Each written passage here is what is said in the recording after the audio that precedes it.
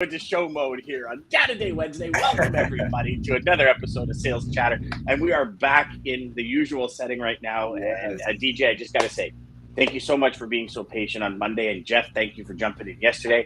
I saw the show. What a great show! DJ's getting better at that whole intro thing and getting the video going. I'll try it. But I'll try it. you know what? I'm not as good as you, my friend. But come on now, stop it! I'm gonna have to cut a hole in the wall just to get my head out of here after. So guys, welcome to Saturday, Wednesday, and today we're going to talk about the second part of 2022. Welcome to the HPLS podcast. Live, relevant, and high performance information, conversations, and education weekly.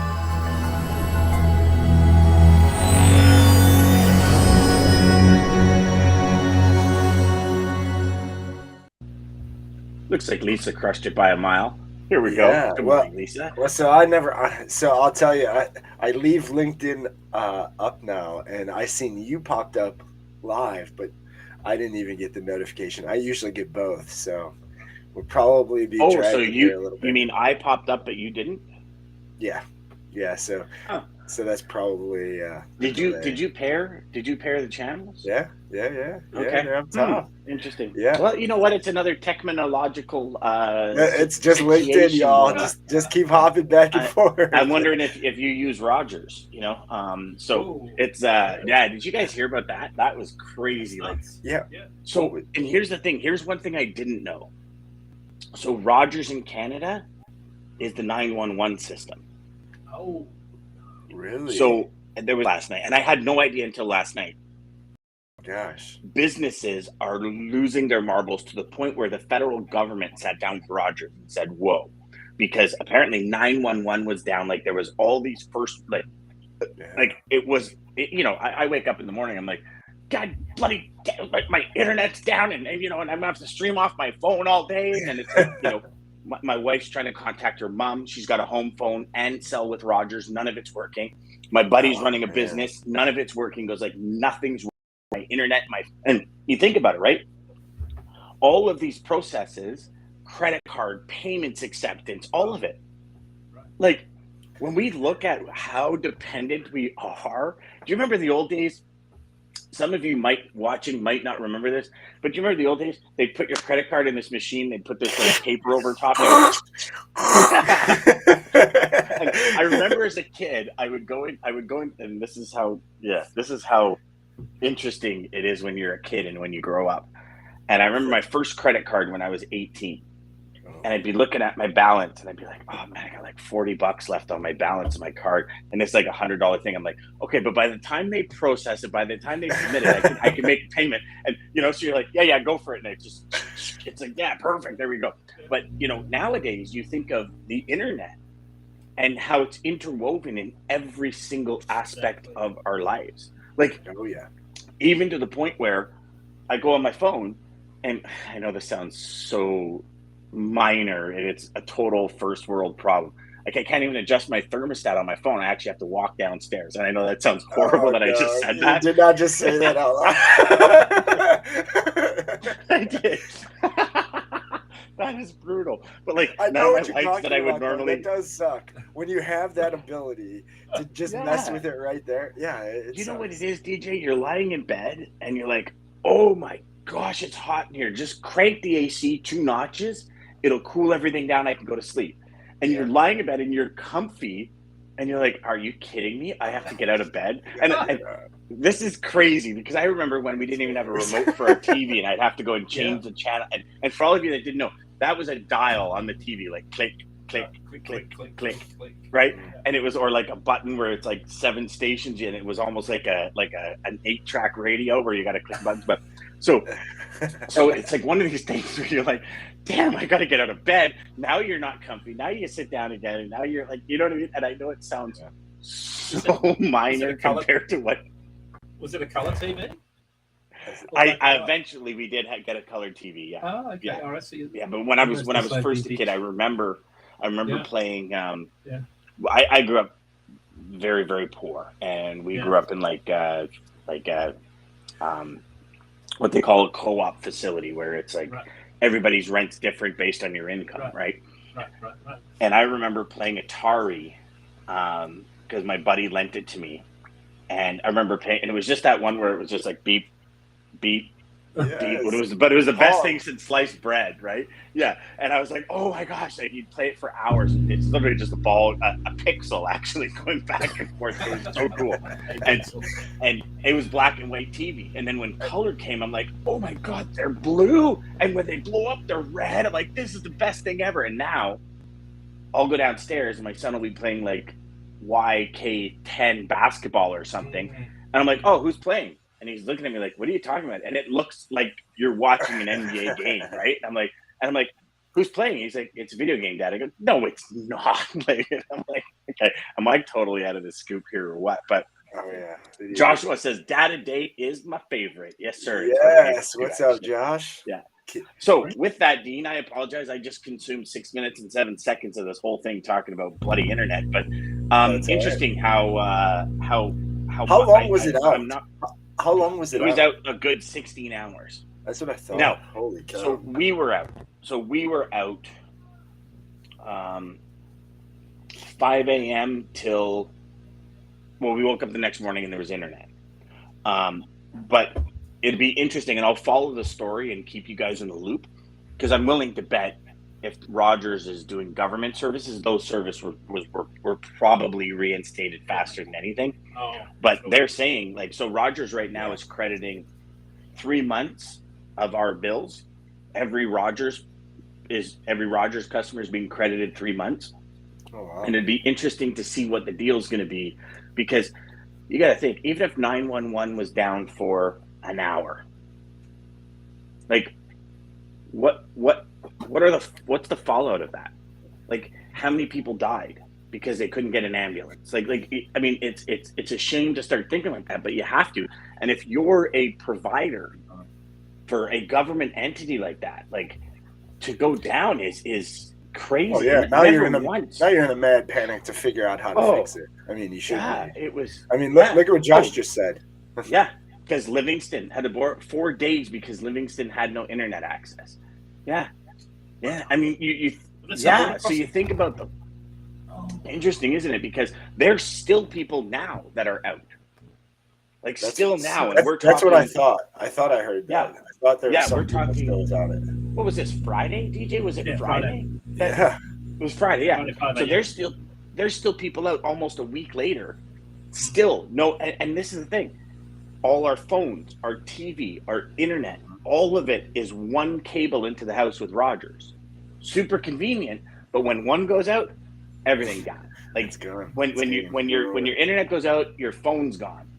Everything, your fax line, everything. So as a business who uses Rogers, all of a sudden every single phone line's down. Right? How long does it take to get the message out? Because you can't even send a mass email to all your clients because your email's down. Right? Like, it's just this snowball that, like, and it'll be interesting to see what the end dollar amount is that Rogers spent. And apparently, from what I understand, and this could be right or wrong, if anyone has any other information, please share. It was an update. They were trying to update the network to make it better, and it crashed it. So, wow. So it's interesting, right? Like I don't know if you guys have ever dove into the web world, but doing websites and building websites for people, I was always saying, okay, when's the least amount of traffic on your site? Well, it's Sunday night. Well, that's when we switch your site over. Like, if you're moving from like a WordPress to a Joomla, or, if you're transferring servers or anything, you always do it on the time when there's low traffic, because there's always something, a little glitch, or some images don't transfer properly and you got to reinstate the images or reinstate the hyperlinks. Like, there's always this few little details on the back end that nobody really thinks of. They think it's just go ahead, transfer it. So you think of, hundreds of thousands, millions of people using this system that they have to update.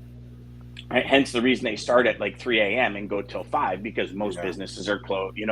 Volume of calls and incoming is down. But very interesting. So it's something that I actually think Josh's comment here, 4 days because Livingston had no internet access. Like, and you know what, Josh? Here's the second thought to that.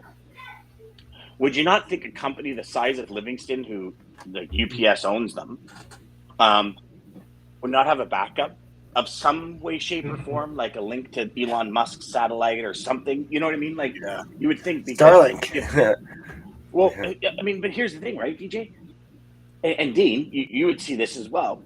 Think about what that disruption. If every Livingston customer could not clear customs for 4 days, how does that disrupt the supply chain as a whole? Whew. Because And if speaking their of, what do we internet got access going is on? here, well, if their internet access is here, does it affect overseas because the communications here? You know what I mean? Like there's all these what ifs that we I think are still going to come out in the wash, honestly. Yeah. Agreed. So, with that intro, Dean, what do we got going, brother bear? Yeah, what are we working on, Dean? Yeah, so June imports data is out, came out on Monday, although they're still working through some of the bill of lading certifications. It was a little bit late this month, and I'm not sure why, from IHS Market / peers, part of Standard & Poor's Platts. But they, what happens is every month they get all the bills of lading from every import, every export. They process it, clean it. It's in the Customs and Border Patrol data that all of the bills of lading are stored in is notoriously ugly. It is a terrible data set to work with, and there's an enormous amount of cleaning. It's not the CBB's fault. It's the fact that every bill of lading has so many different fields and freeform text fields, and it's just a really difficult data set to work with. So no reflection on CBB. They do a wonderful job, but the data takes a lot of cleaning. So we're still working through that right now. But as it sits, we just recorded the second busiest month of imports on record, and the On previous record, one, being last month. So we're still bringing in a lot of import volume. It's up about 2% month over month based on the data I'm seeing. If that changes, I'll update you. But it's certainly the second busiest on record, and some of the ports. I'll give you a data point I read on Journal of Commerce. And by the way, if Dean, can I ask a question? Could I ask a question on that? Yeah. Do you think this had anything to do with Shanghai being down and then opening up in May for containers to hit in June? Yeah. Okay. I think it's partly that, Lunar New Year, February, March volumes slow down because manufacturing shuts down around the Lunar New Year celebrations at the end of February. So volumes always fall off on the Trans-Pacific trade lane and the trade lane from Europe in March, April timeframe. So it's no surprise in May and June and July for volumes to be increasing. What's different this year is I think a lot of shippers are pulling forward, or what they call front-loading their imports. So they're pulling them forward further. So instead of August, they're bringing them in June and July. So they're front-loading their orders. So it's a longer lead time, right? Because the ships are taking longer, the trains are taking longer, the warehouses are full. So they're pulling it forward, just like shippers did in late 2018. And I think it was January 1, the Trump tariffs on 20% on Chinese imports were coming in. Everybody pulled, I think it was 18, I can't remember the year, but they pulled forward a lot of volume right in the last quarter of that year, and there's just a surge of imports. Similar thing here where shippers are pulling forward volume. So I think the answer is yes, Dan. I think it's part of it. But the big vessels are way off schedule. I read this week that it's going to take well into next year for the big liner services to get their mega vessels back on schedule, back on their sort of 3-month rotation around the planet. It's a logistical feat that's going to take a while to get them back in sync. So I think we're seeing return to peak season volumes, but a little bit sooner than what we would have expected. But we're also seeing something else that's constricting the supply chain, which is what I wanted to talk about today, because those in the logistics side of the business and the brokerage side of the business, if you remember at the start of the year, I think we said that it's going to take all of this year to get our supply chain back to normal. I think, Dan, you called it the year of the transparency. Yeah. Something like that. So it's going to play out just like that, because the inland supply chain is where the problems are as much as anything now, and it's got to do with shipper detention times and dwell times. And so if you work back from, I think shippers are telling us the labour problem's being resolved. So they've got labour in the warehouses, but their warehouses are full of inventory, and that sometimes it's not the right inventory. We talked about that last week. So the warehouses are full, and this is going to take a while to work back to the port thing in Savannah that I want to get to, because I think that's an indication of what's to come. The warehouses are full, so that means they're taking longer to unload import containers. those import containers are sitting longer on chassis trailers. Therefore, it's taking longer to get the chassis trailers back with the empty to, when it's unloaded. So the dwell time is the culprit. Journal of Commerce reported the other day that dwell times are the biggest issue that they're dealing with over time, because it's resulting in this chronic congestion and vessel backlog due to these longer dwell times of these import boxes. Jam-packed warehouses are at the heart of this, I think. It's slowing down. There's a great article in JOC today about how it's slowing down the intermodal network. So trains are slowing down because their average road speed today track speed was 24.41 miles an hour. But the bigger issue is that the warehouses are getting clogged up, which means it's just like truck warehouses were clogged up, right? Shippers were doing more drop and hook because they couldn't unload the volume of trailers, because the trailer became free storage, additional storage. So if you think about a train's what? If a train's got a couple of 153-foot containers, I estimate that's about 100,000 square foot of warehouse space sitting on a train. So if warehouses are full, shippers aren't in a hurry to get this freight at the moment because they've already got plenty of inventory. They're pulling it forward for back to school and fall and holiday season. So there's this congestion building on the inland rail network that's making up at terminals. It'll flow back to ports. We'll start to see the same issues emerge that we saw last year. And I think the key point that I read this week was Jeff Lynch at Georgia Ports Authority, which is Savannah. He said he expects higher numbers of vessels at anchor today, and I counted them this morning on marine traffic. So remember, Los Angeles has had 109 vessels at anchor on January 9. Yeah. Today it's down to 27 because a lot of shippers have diverted their volume away from Los Angeles because of the labor talks, the congestion to Gulf Coast and East Coast ports. Savannah today, 45. I counted 45 dogs. Wow, that's a huge flip. Huge flip. 10 off New York City. Now, it was 18 yesterday. New York's got a pretty good throughput rate. But Savannah is the real bottleneck. Now, Savannah is the number, if I look at my data from June, Savannah was the number 4 port in the country in June. Volumes in Savannah are up 24% year over year. But here's the kicker, and this is what I think everyone's got to watch this year. It's not just the ships at anchor. It's the flow-on effect to ships moving to Savannah Port, Savannah containers going to Charleston to get a dock, because they've got a big new dock there. But that drags truckload capacity to another market. They've got to run longer deadhead to get there. You've got more congestion. You've end up with trains that have, the trains are slowing down, intermodal volume starting to get choked up. So the data point he shared was, and this was really interesting, he said that at the moment we've got about 255,000 containers on the water coming to Savannah. 255,000. So you say, well, okay, compared to what? Compared to 210,000 this time last year. Wow. So he's saying that's a huge difference. Yeah, he's saying congestion's going to get worse. We've got a lot more coming at us than last year. I think this year, the back end of this year, is going to see some supply chain disruptions. Now, the flip side is we've got a lot more pop-up yards. People have leased a lot more space to put empty containers and store, ground-loaded containers. So we're still not away from the supply chain congestions. But this time it's not because of just surging import volumes. It's this ongoing congestion that's inland. And that's where truckload comes in to help move some of that capacity. But you're going to see, that's why we were seeing dray carriers do much longer lengths of haul to move some of your customer freight. So you've got to think about all of those things now, because you can't just automatically assume I can find a truck to move it. There's going to be pockets in the market where there'll be very tight truckload capacity, and other markets where there won't be. So this theme of port congestion and volatility at our key ports and volumes spilling over to the truckload market like it did last year will continue, I think, in some of these big ports this year. Not so much Los Angeles. Truckload volumes are down substantially in Los Angeles. Their volumes are pretty flat. So there's definitely been a shift away from the West Coast towards the East Coast. So I think we lost Dan. So DJ. Yeah, I don't know what happened with Dan, but Dean, I think this is kind of what we were worried about, though, when we seen that they were starting to shift, and Greg Abbott was calling them down to Texas, and then we started to see them shift to the east as well.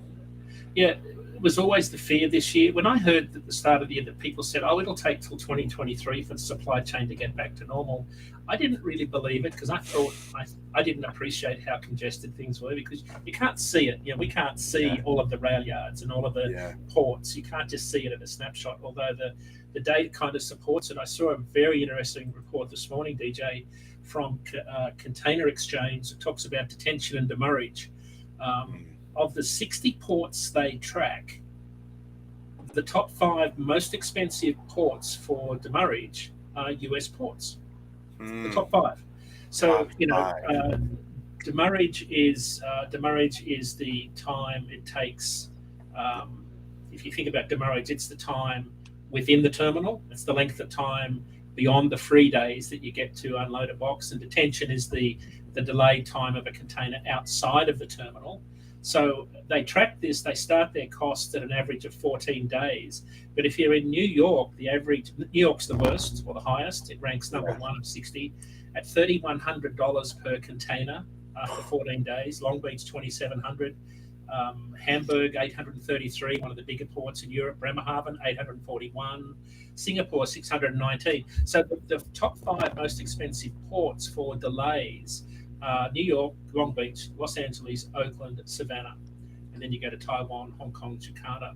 So the US ports are the ones that are at the top of the list in terms of what it costs you to move a container, in terms of those accessorial charges, demurrage and detention costs, which kind of supports what we just said, which is dwell time of containers and chassis trailers is taking so much longer because our warehouses are loaded with inventories already. So I think that's something to watch. And that's why, I'm changing subjects, but that's why the AB5 deal in California is such a big thing, because it's mostly going to affect those dray carriers. There are 1,000. There's something like 9,000 owner-operators in Oakland alone that are impacted by this. There's tens of thousands of guys and girls impacted in Los Angeles. And it's interesting, 6 a.m. today Eastern, in fact, half an hour ago, all of the dray operators in Los Angeles were meeting for a stoppage, a strike. Yeah, so, I seen that. Yeah, so AB5 is not done and dusted, because I'm changing subjects, but this has got to do with delays within warehouse markets. And I think Los Angeles is going to get even more congested and delayed, because a lot of those leased on owner operators that have been draying containers all around the city, some of them are being forced out of business. Some of them will go out of business. Some, are going to go slow and protest like they're doing today. That's going to create more congestion in Los Angeles and kind of reinforce why shippers will want to divert their freight away from Long Beach and Los Angeles, or in fact any West Coast port, is what exactly. So there's some interesting things going on in the supply chain. We're not out of the woods yet in terms of delays. We used to, when we were bringing in, one of my customers would bring in about 3,500 containers a year. We would get, and we'd come in waves, right? Because it would come out of Israel, and in different areas, and when it would, in Portugal and that kind of stuff, and when it would come out, you'd have 5, 10, 15 containers go to the yard, and they'd all get put on the same ship. So it was like all these containers came in at once, and this is pre any pandemic. So even then, it was a challenge to get them unloaded, and we would literally sit down and say, okay, so you've got 7 days free, and then it's $236 a day from day 1 to 5, and then it goes up to $295 a day from day 5 to 10, and day 10 to 14 is 600 and something, and after that 14, it's like $2,100 a day. So we would literally take that math and sit down and say, okay, you've got 15 containers coming in from Israel, you've got 15 containers coming in from Portugal. Our ability to unload is 4 containers a day. You start doing the math, you back it up. So we would say, okay, where do we want to, A, keep them on the container, or B, deliver it to the subsidy warehouse? Because you have in, out, and storage, first month storage when you go in, plus you have an out. So where does that balance lie? And I see a lot of shippers these days playing that game, where, you know, they're going, okay, well, if I keep it for an extra 2 days, it's $500.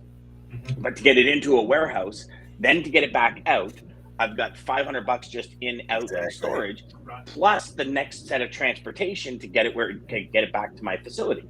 Right. So it's like, okay, well, how do we, you know, and this is the big game of checkers, chess, whatever. It's probably more like chess because there's got to be strategy involved in just checkers. But, you know, the big game of chess that a lot of shippers are playing is, you know, when we talk to Flair Flexible Packaging, he's got 1.2 million square feet outside his facility that he never had before. That's a lot of square footage. That's a lot of outside warehouse. Yeah. And he goes and he's playing a consistent game of, you know, what needs to go where and how is it going to impact overall costs. Because if you look at it and you say, okay, you know, we spend an extra $1,000 a container and you're bringing in 100,000 containers, there's $100,000 spent. What's the ROI versus your product, right? Like if we go back to my customer with bed sheets, his overall profit per container was $7,000 prior to all the prices going up. So when it was $3,500, $4,000 to come out of Asia, his profit was $7,000. It got to a point where it was costing him $4,000 just to get it to inland Canada. Then it's shipping it to customers. And he says, you know, what do? Do I just lose the customer and not lose the money, don't make anything? Or do I bite the bullet and suck it up? And it's a big conversation that we need to have with our customers. Like, what does this do? Yeah. You know, how does this impact your bottom line? Yeah, this is a very nuanced subject, right? Because a year ago it was labor.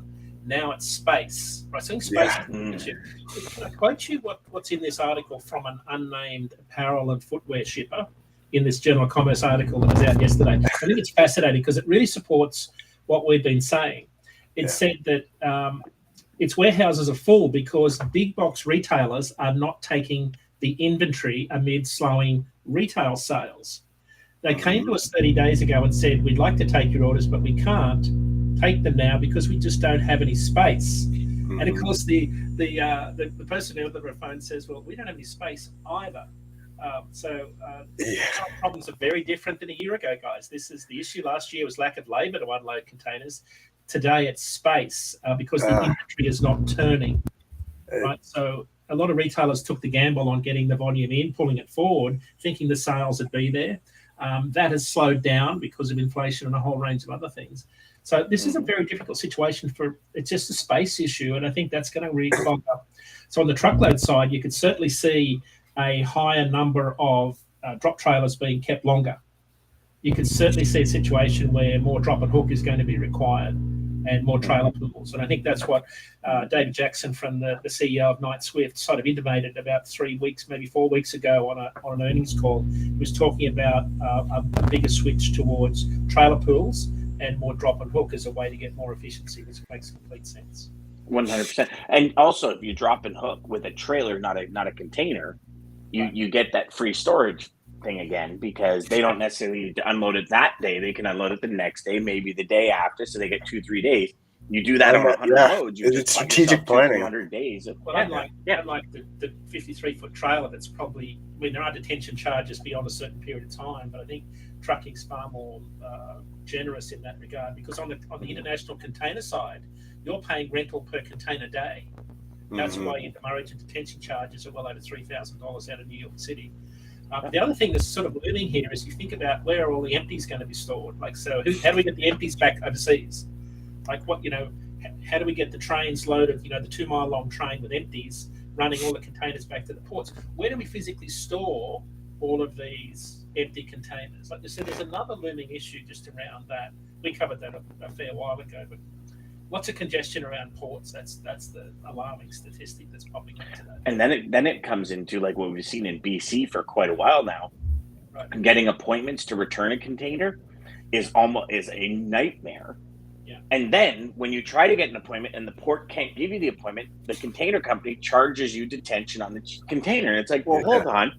I tried to get an appointment today. The port couldn't give me an appointment the next week. Why do I have to pay it? This is but for all you salespeople out there that might be moving ocean, and Joshua could probably jump in here.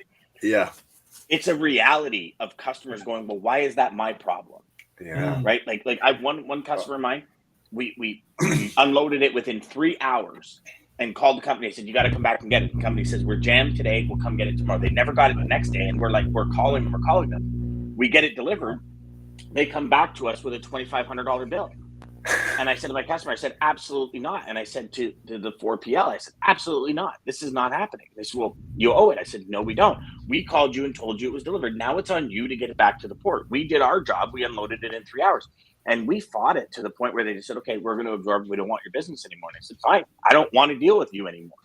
And, my poor customer is stuck in between. He's going, Dan, can you help me? And I'm like, I'm doing everything I can. And they're like sending him email after email after email.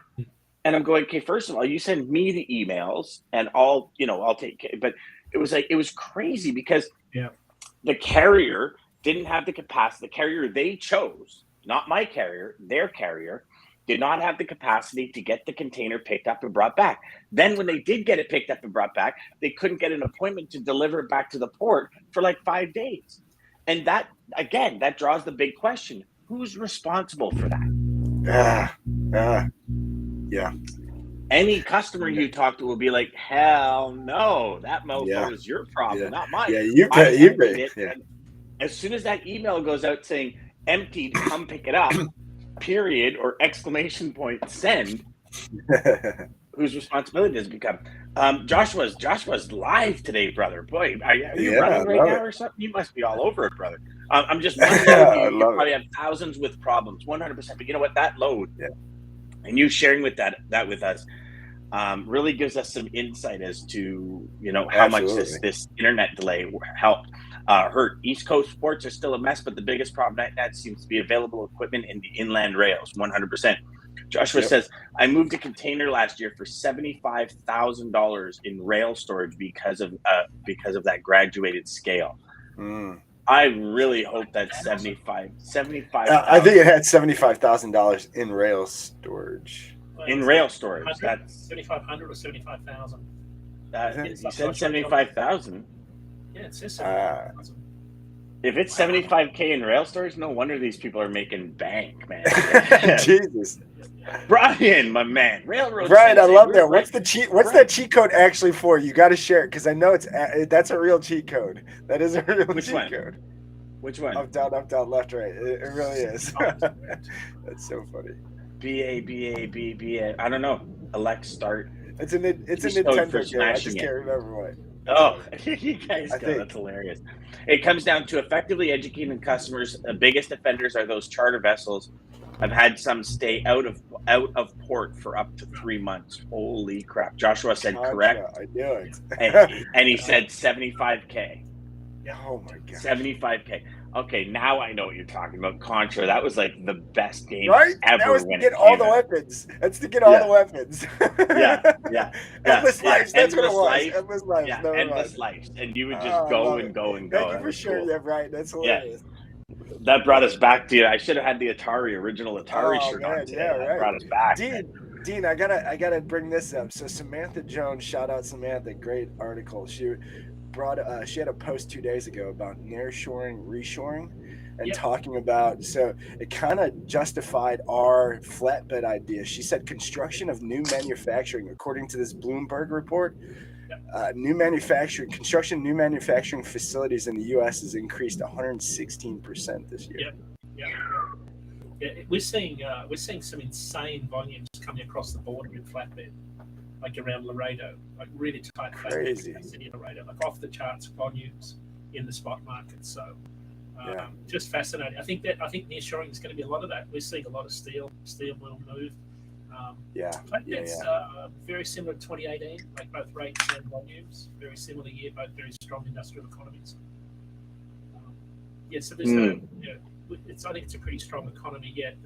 The fact that diesel prices have come down a bit, we're still not out of the woods there. I mean, that's the single biggest thing that's driving the truckload market right now are diesel prices.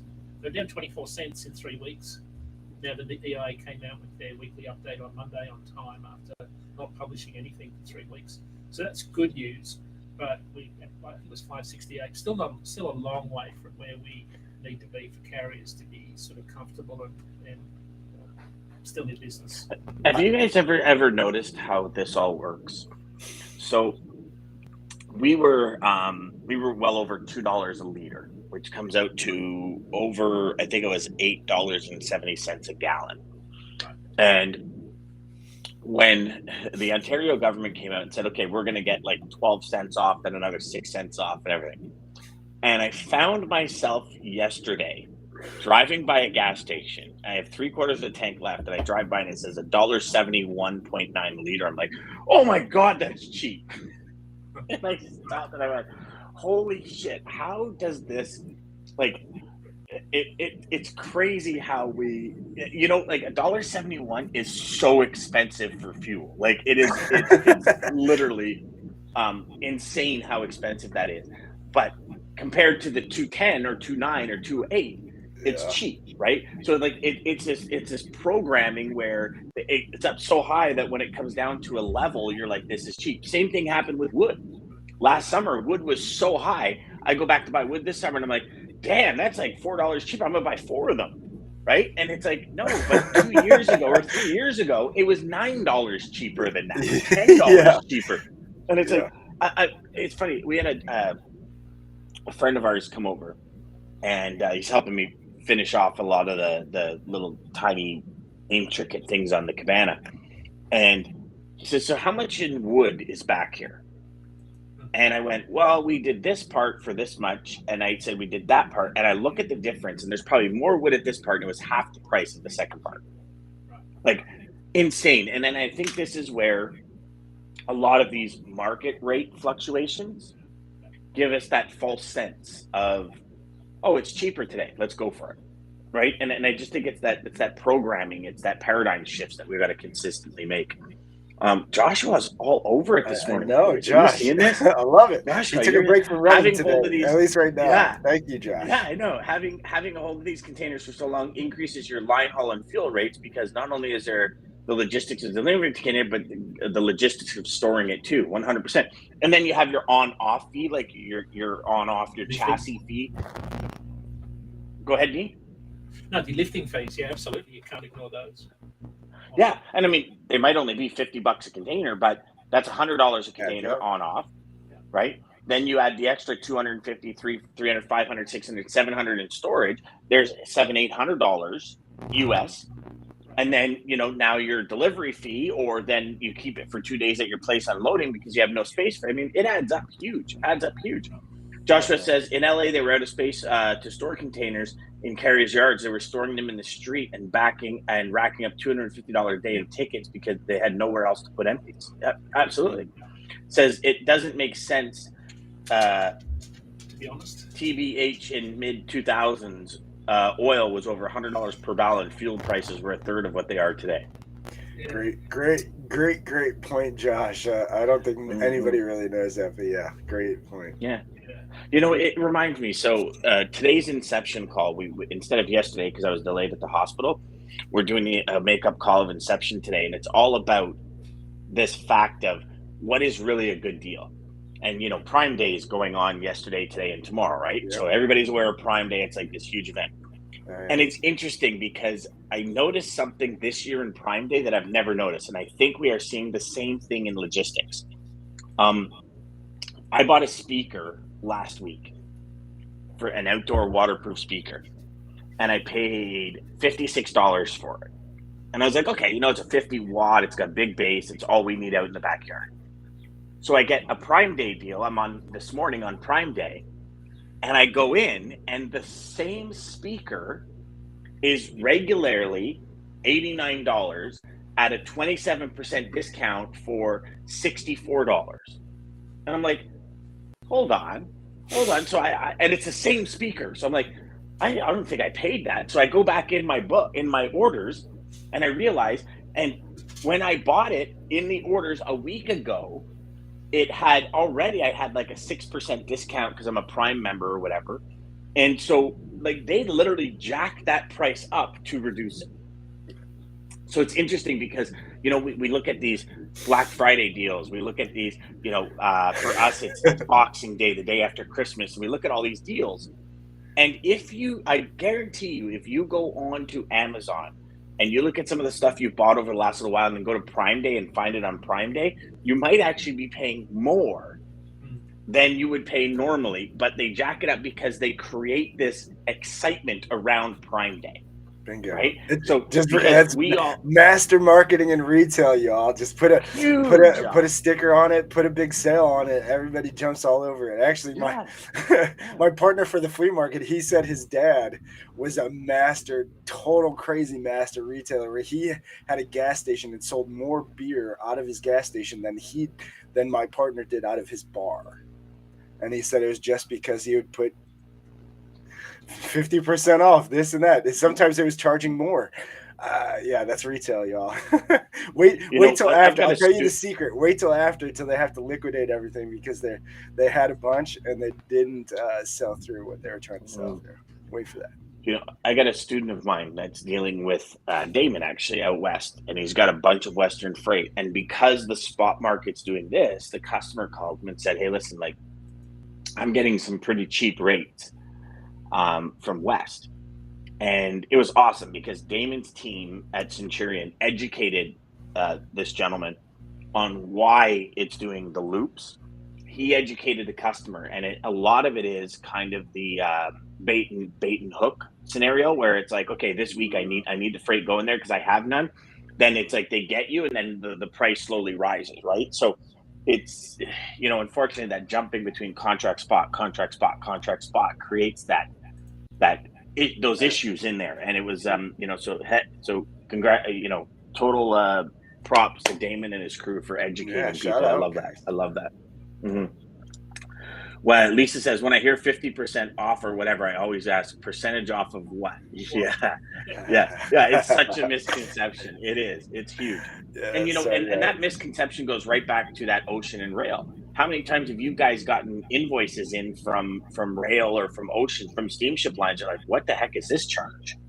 Like, what is that charge? What do we do there? What do we do there? And it all adds up, right? Like, especially this year, every single customer we've had on the show has said, I can't be wrong. What's your focus this year? Profit. Need to make profit, right? And, it'd be interesting if there's any, actually, Jeff would be a good person to ask because he's done that side before. Jeff, did you ever incorporate accessorial charges, like saying on average we spend $500 in accessorial charges, so I'm going to add that to the budget of this freight shipping? Or was it like, hey, your rate's $2,200, that's the budget, and you go with it, and then accessorials actually eat into that bottom margin? If you can answer that, Jeff, that'd be awesome. That's a great question too, Dan. Yeah, if any other customers are on here too, I'd like to hear, because that's a great question. Yeah, to help your customer, one should look at all options. One rail car can hold 220,000 pounds or 3 to 4 truckloads of material, just an FYI. Daman, you're here, buddy. Thank you. Always important to have those conversations and not shy away from them. Education is money. Yes, sir. Yes. And I think that's why this Wednesday show is so money. It's money. As the kids say, it's Gucci. It's Gucci. He just went Gucci. Yeah. Dan, you didn't. I love it. Yeah. I've said a few things today that are kind of not really. I love it. Okay. No, I love it. What were you saying, Dean? Just on Jeff's point about intermodal, right? So intermodal is a valuable option. We need a very efficient, fluid intermodal business for all of our shippers. And the fact that it's getting congested and slowing down is not good. Volumes are down a couple of % year over year. But if you look at the cost of moving freight on a train, intermodal train versus truck, shippers are saving about 32% over truckload right now. That's contract. On the spot market, it's only 10%, right? So the rates on railroad intermodal spot rates are closer. There's still a 10% premium. We covered this 2 weeks ago. So you're only saving 10%. When you get to 10%, it's almost better to use truckload in the spot market for those intermodal moves. And there's a few lanes today. I looked at them on Los Angeles, Chicago. Shippers are saving 40% on contract moves by using intermodal versus truck. It's a huge amount of saving. So it depends on the commodity. If it's for inventory replenishment, you can afford the transit time and the delays. But Chicago, Dallas, Baltimore, Chicago truckload is cheaper at the moment. So there are probably some lanes where truckload is going to be a better option for your shippers. But overall, right now, the way rates are sitting, shippers are doing pretty well on the intermodal side, and we need that system to work. Definitely. Brian said and at 10%, if you're only 10%, the control, the visibility, the time frame, like all of that, exactly. You're probably going to choose truck over rail for sure. I mean, at 32%. Yeah. Well, and at 32%, you're going to adjust time schedules, right? Like you're like, okay, 32%. That's a big nugget. But if you look at it, $1,000 load, 10% is $100. Yeah, right? and if the warehouse is full, I'm not in a hurry to get that train rolling. So, yeah. So there's that. Yeah, and that's, and you can see more people resorting to that, meaning normally that would do truckload saying, well, I'm actually going to put it on rail because I buy myself an extra 5 days to figure out what the hell's going on in my warehouse and make space for this stuff. So it's like kind of you're getting both ends of it, right? Yeah. Well, you see, Brian is biased because he's the railroad sensei. He's big in rails. He's very biased. Great to have you on. Great. Yeah. Great to see you too, brother. You have an epic morning. Yes, sir. Have a so, good Jeff, morning. here we go. Accessorials are a moving target as they're not set in stone, but you should use a buffer based on past costs when building a budget/forecast. There we go. So, great point, Jeff. Yeah, 100%. I think every shipper should. I'm pretty sure at this point, most shippers are saying, okay, we've averaged out how much we've paid in demurrage or extra charges and accessorials, and kind of here's the number. Because I would think especially publicly traded companies that have boards of directors and investors to answer to. Speaking of that, did you guys hear Elon Musk pulled out of his $44 billion bid for Twitter? Mm-hmm. Mm-hmm. So just created a lawsuit for him for whatever reason. I don't know why. But if you read in his defense, though, through Discovery, he actually gets to find out what they do with all the bots. Exactly. Because that's why he pulled out, he said, on Twitter. So that's, if it was on Twitter, it must be true, of course, but that's what he said in one of his tweets. Yeah, they found out there's a lot of bots on there. He wanted to know how many there were, I guess, to see how much that was adding. And they wouldn't give him a real number. He thinks it's higher than what it is. Yeah, that's what happened. I see. I didn't know that part of it. That's interesting. So Jeff says Monroe, New Jersey, Reno to Monroe, $10,200, $714, and $9,100 on $714 on intermodal. So truckload is $10,000, $9,100 on intermodal. There you go. And that's a big lane. That's a big haul from Reno to Jersey. That's a big run. Mm-hmm. Monroe Township, New Jersey. Yeah, I got it.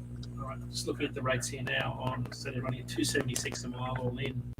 $1,000 a load times 2.76. That's 74.27 on truck all in. What did Jeff say? 91. 200. Oh, it might be reefer. Is it reefer or dry van, Jeff? Jeff, is that reefer or dry van, brother? Yeah. What? Yeah. Good. Wouldn't be reefer. I don't think out of Reno. Yeah, there's not much volume there. Anyway, so he's right though. There's more value on for intermodal on some lanes if you can stand the transit time delays and all of those issues. Yes. That we talked about. And I guess if your warehouse is full, you'll accept the transit time delays, especially if this product is like a back to school product where you've got a month or two. You're like, hell, get it lost in a yard for a week until you find it. I'm all good. Like, if you want to skip this train to put somebody else's, emergency product on, just take my spot for the next 5 trains. I'll get it mid-August and I save myself 4 weeks of storage, right? Yes. Jeff says it's COFC. Container on flat car. Yeah. So that's the container, probably a 53. Well, and Dan, to your point, I wonder if that could be part of the transition to the New York ports too. If they take longer, you're expecting that stuff's going to sit. If you don't have anywhere for it to go, maybe that's. But also, New York has the highest detention charges. So if it is sitting and you delay the inbound or the receiving of it, how much does that demurrage detention add up to? Is it worth it, right? It's literally a numbers game. Like you almost have to play the numbers. And I could see tons more people saying, not only because LA and Long Beach are congested, but if I send it over to Savannah, I'm running an extra 14 days on the water. That's bought me 2 weeks. Now I've got Drake, now, you know what I mean? So now you're like you're literally playing that chess hand, looking 3-4 moves ahead, Right. to say, okay, that's going to buy us a little bit of time. Sure, it's an extra $500 for the container to get here, but that $500 bought us 2 weeks. We do storage, it's going to cost us $1,000 for that container. We just saved $500, and we don't have the headache of where is it going, when is it, you know what I mean? And there's, yeah.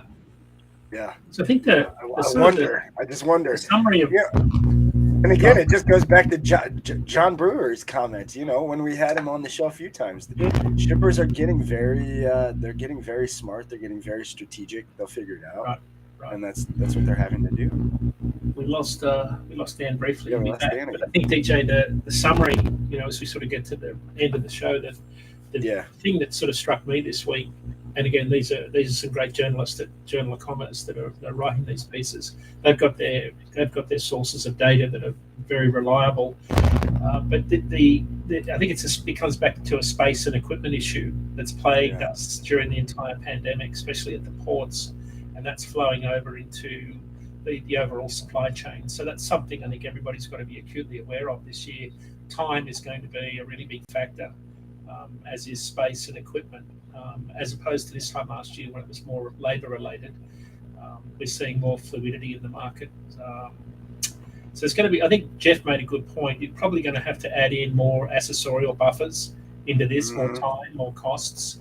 That's a really good point. I don't know how you'd go about doing that, but that's maybe when Jeff's on the show next week, we can dive into that a little bit more about how you plan for accessorials when you have delays like this on both intermodal and truckload. Probably less so truckload because they're not going to be charging, daily truck van fees like the intermodal, like the international containers would be. Yeah. Again. Definitely. Sorry, guys. Just had a phone call I had to take. No worries.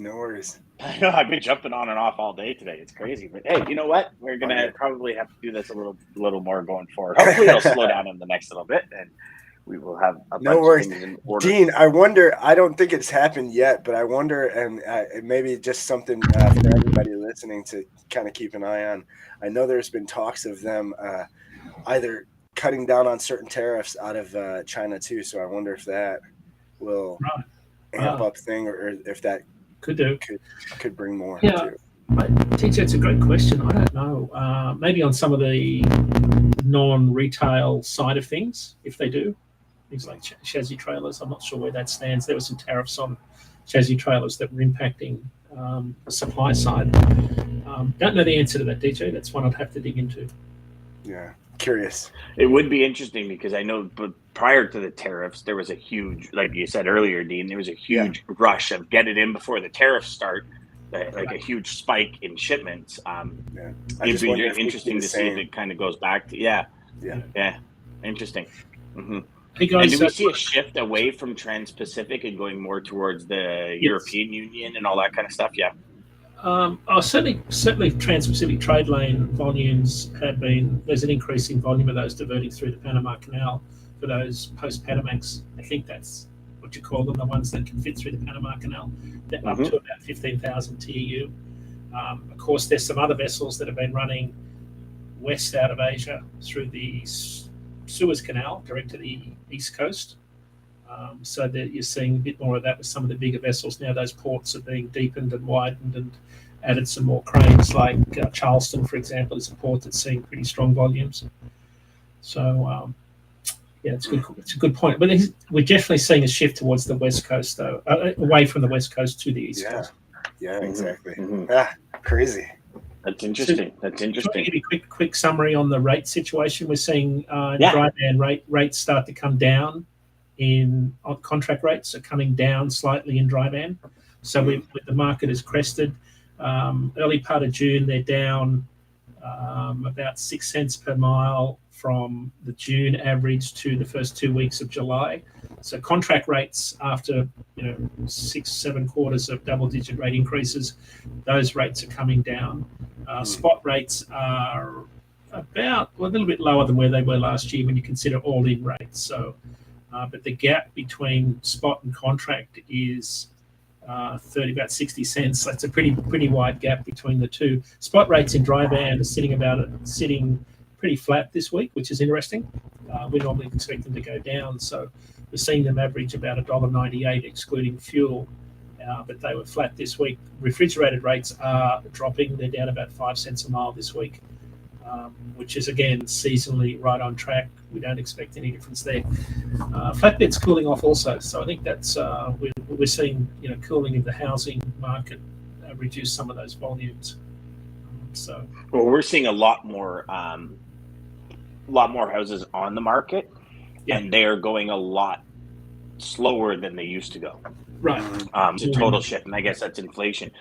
Yep. You brought up something, Dean, that I think everyone has to pay attention to if you have contracted rates. So you're saying spot rates are now 60 cents a mile lower than contracted rates. At what point do you see shippers coming back and saying, hey, whoa, time out?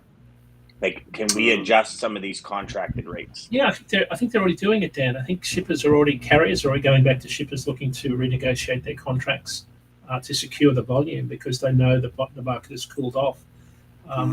There's more capacity in the market. Some people talk about this being a demand-driven. Demand is cooling off. Depends what sector you're in. Produce volumes aren't materializing. Flatbed volumes are still, not. They're running about 2018 levels.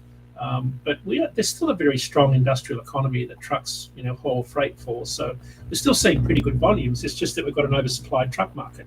There's a lot more trucks came into the market in the last year than I think we've ever seen, and those trucks are all competing for the same or slightly fewer loads. That's right. But also, as soon as that happened in February, a lot of carriers started to honour their first tender loads in the contract market. So you had less volume slipping through the routing guides out into the spot market, right? So if the top of the routing guides got the cheapest rate, a lot of those carriers were accepting those loads now as opposed to rejecting a quarter of them a year ago because there were favourable spot rates. There were favourable spot rates in that, so you could haul spot rate and reject the contract. That's flipped back around now again. That's fairly normal. So we've just got an oversupplied market. We think spot rates will continue to decrease, maybe another 8 to 10 cents a mile before they start to bottom out. To your question, I think shippers have got pretty good memories. The faster they drive capacity out of the market by driving rates down, by dumping volume into the spot market, the quicker we get to the next upcycle where rates start to increase and capacity tightens. So play that game at your own risk. There's a bunch of games going on, right? Like I heard a report on the news a couple of days ago. It was, I think, towards the end of last week, or it was Saturday or something, right.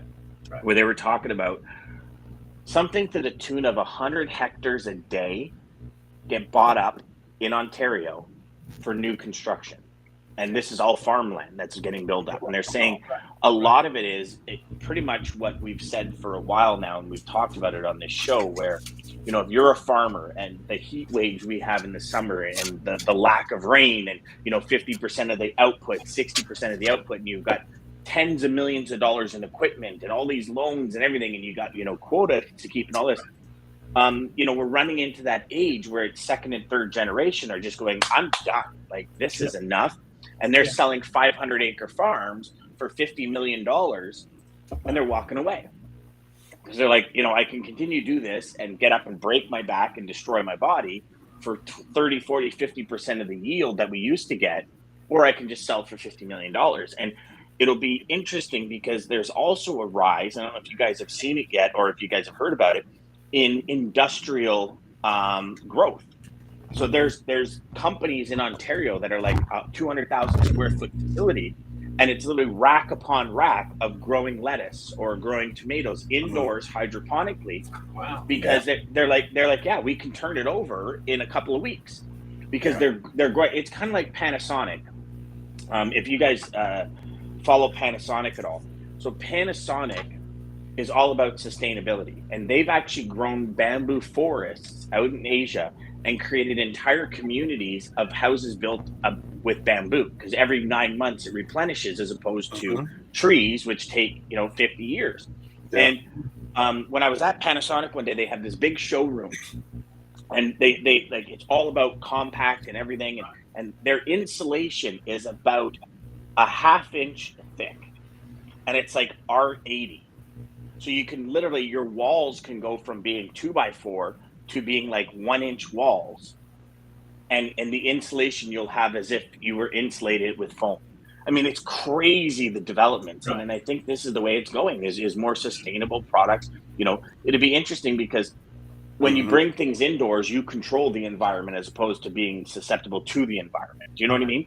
And it'd be interesting to see the way this all transitions over the next 5 to 10 years, because let's face it, the summers are getting hotter, winters are getting bleaker. I know for us in Southern Ontario, I don't know about everyone else, but for us in Southern Ontario, like it's to the point where we guess if we're going to have a snowmobile season.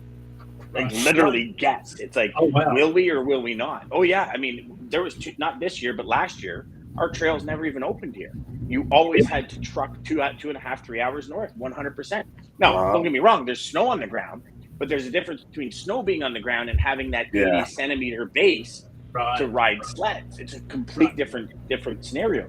But you know, you look at ski hills, for example. How long ago? 15 years ago, they went to making their own snow because the weather just wasn't providing it for them, right? So it's like they took their business into their own hands. So it'll be interesting to see what the next couple of years hold for a lot of these companies, and you know, especially the places where a lot of the produce is happening, and you know, indoor ponds for fish, growing fish. You know what I mean? Just that consumption rate, because we're consuming at mass quantities right now. That's been unforeseen in many years, and I think it's going to continue. And I think a lot of these things are going to go indoors, which means more industrial space is going to start popping up, which means less farmland, less locations. Like, I mean, I don't know you guys, but we've had a huge coyote and bush wolf problem in our area for years. Oh yeah, dogs go missing out of the backyard. Like, we had friends, their dog was in their backyard on a leash, and 2 coyotes just attacked it, like right on the leash in their backyard in daytime.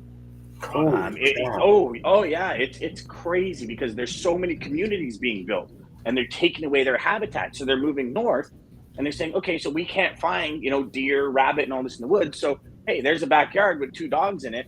Yum, lunch, right? Like, cats are missing. I mean, you drive around our neighborhood, and it's like missing cat, missing dog, missing cat, missing dog, and it's coyotes and bush wolves get them. My wife found a bush wolf on our back deck last year, just walking onto our back deck into our outdoor kitchen, sniffing around for food, and she's like banging on the window, going, "Get out of here!" And things just like, She literally walked out on the deck with like a broom and was like, you know, "Get out of here, go!" And the thing just kind of looked at her like, whatever, and kind of trotted off, and you know, and it's like, holy crap! Oh yeah, the dynamics are changing, huge. Crazy.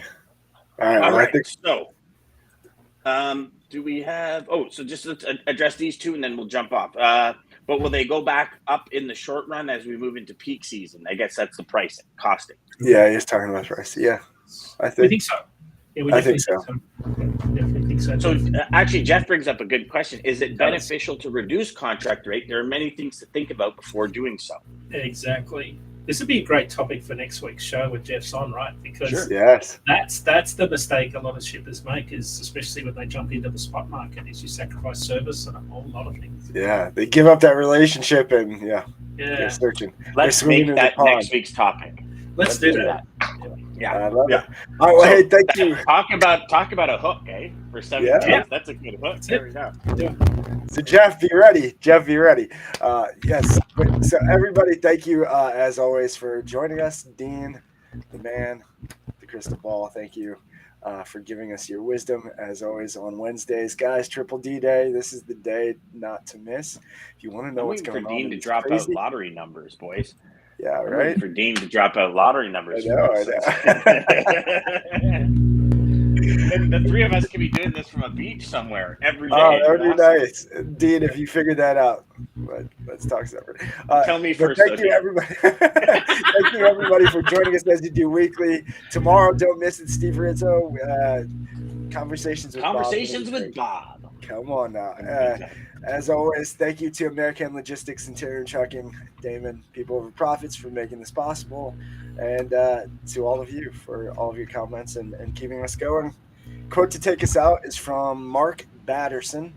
And it is, if you wait for perfect conditions to seize an opportunity, you'll be waiting to the day you die.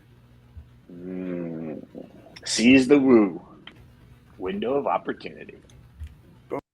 Centurion Trucking, our motto is people before profit. Today's market requires more transparency, consistency, and focus on what our clients need to win. Centurion Trucking and American Logistics are poised to help their clients achieve and surpass their targets.